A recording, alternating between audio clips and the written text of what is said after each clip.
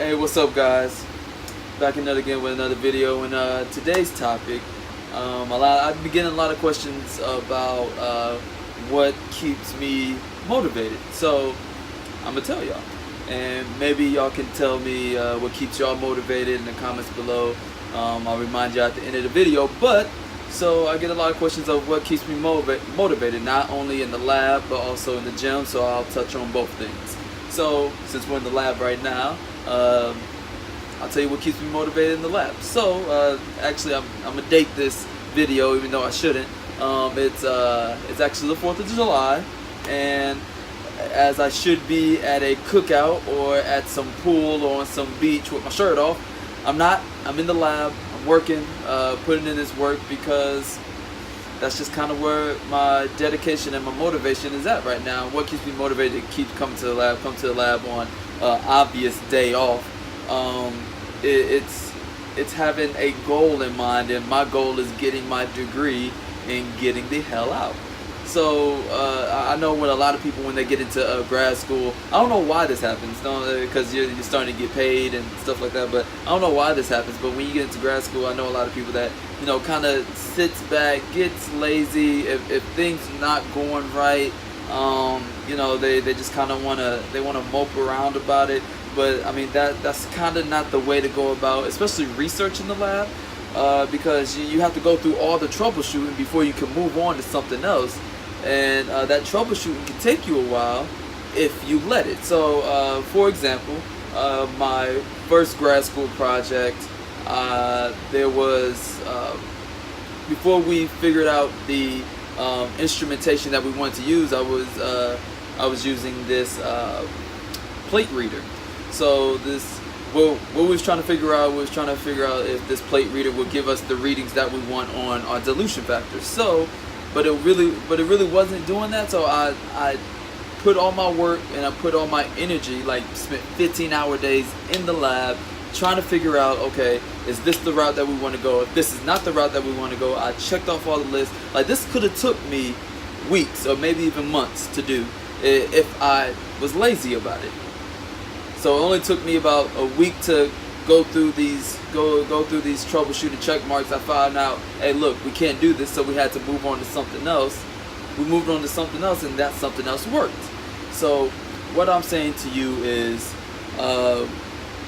be smart about your time, but don't be lazy about your time. You know what I'm saying?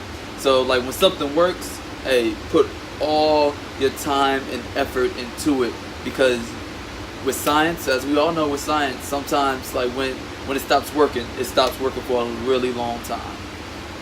So that's what really keeps me motivated. Right about now, project is working, so I'm putting all my time and my effort towards my project.